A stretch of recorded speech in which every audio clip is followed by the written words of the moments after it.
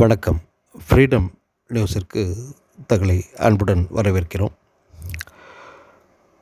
இன்றைய தலைப்பு, தஞ்சையில் இடதுசாரிகள் அதாவது ஐக்கிய விவசாயிகள் முன்னணி சார்பில் நடைபெற்ற பேரணியும் அதன் கருத்து பற்றியும் பார்க்க இருக்கிறோம்.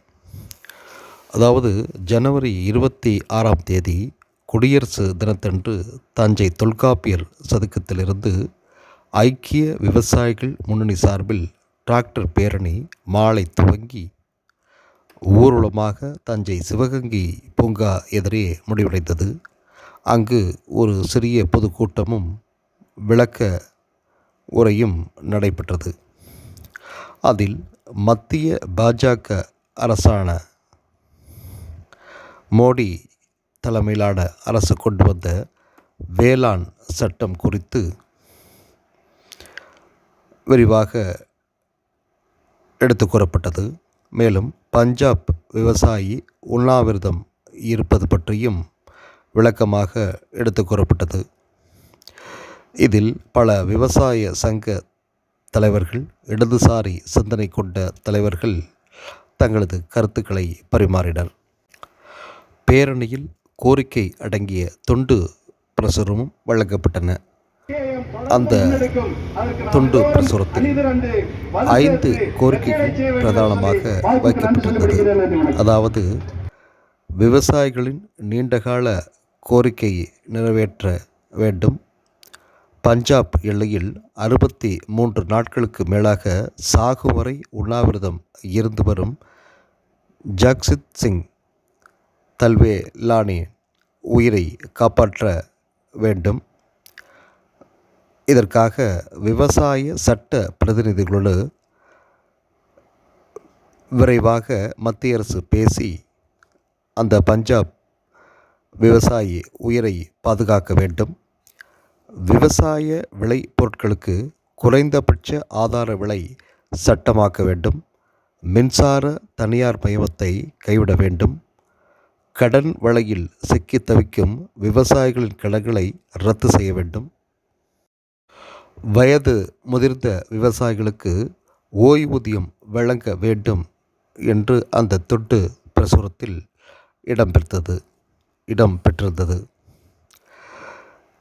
இந்த டிராக்டர் பேரணி ஐக்கிய விவசாயிகள் முன்னணி அதாவது எஸ்கேஎம் மற்றும் அனைத்து தொழிற்சங்க கூட்டமைப்பு சார்பில் இந்த பேரணி நடைபெற்றதாக தெரிவிக்கப்பட்டது. மேலும் இந்த பேரணியில் மத்திய அரசு வேளாண் விளை பொருட்களை சந்தைப்படுத்துவது தொடர்பாக தேசிய கொள்கை அதாவது NPFAM கட்டமைப்பை உடனடியாக திரும்ப பெற வேண்டும் என்ற கொள்கைதான் மைய கருத்தாக இருந்தது. NPFAM அதாவது மத்திய அரசு கொண்டு வந்த NPFAM அப்படி என்றால் என்ன என்று முதலில் பார்ப்போம். பாஜக மத்திய அரசு கொண்டு வந்துள்ள விவசாய சந்தைப்படுத்தல் தொடர்பான NPFAM என்பது draft national policy frame work and agriculture marketing என்பதுதான். அதாவது விவசாய சந்தைப்படுத்துதல் தொடர்பாக தேசிய கொள்கை வரைவு கட்டமைப்பு என்பதுதான் இதன் அர்த்தமாகும். சமீபத்தில் மத்திய பாஜக அரசு பொதுமக்களின் கருத்துக்களுக்காக விவசாய சந்தைப்படுத்துதல் குறித்து தேசிய கொள்கை கட்டமைப்பை வெளியிட்டது.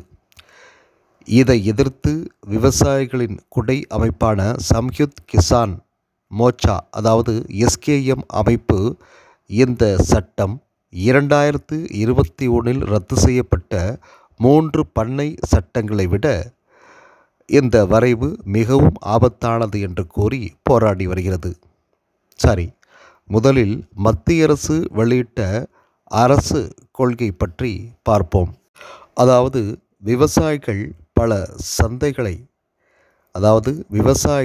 பல சந்தைகளை அடங்கி சிறந்த விலையை அடையக்கூடிய சந்தைப்படுத்துதல் சூழலை உருவாக்குவதை இந்த கட்டமைப்பு நோக்கமாக கொண்டுள்ளதாக கூறப்படுகிறது.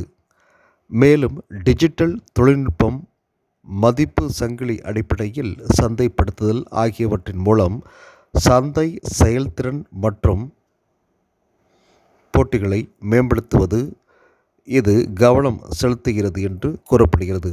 மேலும் சில அம்சங்களையும் அறிமுகப்படுத்தியுள்ளதாக தெரிகிறது.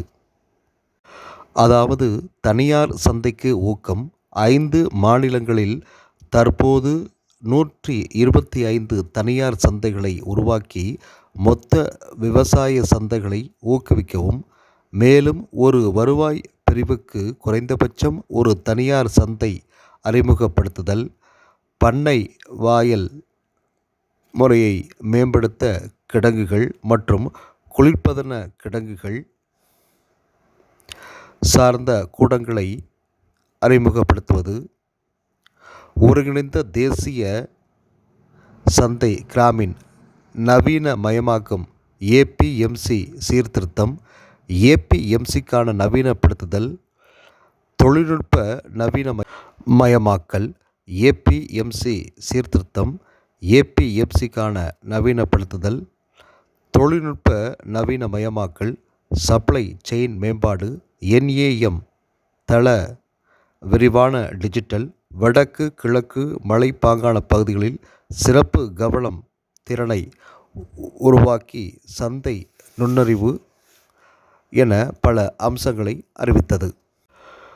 இதில் எஸ்கேஎம் என்ற ஐக்கிய விவசாய முன்னணியின் கவலை என்ன என்று பார்ப்போம். அதாவது எஸ்கேஎம் தனது கருத்தாக வெளியிட்டது, இந்த திட்டம், அதாவது மத்திய அரசு கொண்டு வந்த சந்தைப்படுத்துதல் திட்டம் கூட்டாட்சி உரிமைகள் அரிப்பு என்கிறது. அதாவது விவசாய சந்தைப்படுத்துதலில் மாநில அரசுகளின் அதிகாரங்களை குறைப்பதன் மூலம் கூட்டாட்சி கட்டமைப்பை குறைப்பதற்கு உட்படுத்துதல் என குற்றம் சாட்டுகிறது. மேலும் விவசாயிகளுக்கு ஆதரவாக இந்த சட்டம் இல்லை, கார்ப்பரேட் ஆதிக்கம், செயற்கை நுண்ணறிவு தொழில்நுட்பம், தனியார் துறை ஆதிக்கம், குறிப்பாக விவசாயிகளின் நலன்களுக்கு கேடு விளைவிப்பதாக இந்த திட்டம் இருப்பதாக எஸ்கேஎம் குற்றம் சாட்டுகிறது.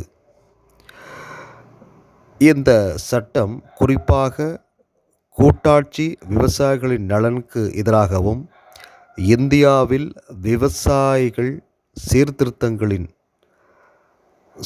சர்ச்சைக்குரிய தன்மையை இந்த சட்டம் ஏற்படுத்துவதாகவும் எஸ்கேஎம் குற்றம் சாட்டுகிறது. பொறுத்திருந்து பார்ப்போம் வெல்லப்போவது யார் என்று. ஃப்ரீடம் நியூஸிற்காக சக்தி சாமிநாதன். நன்றி.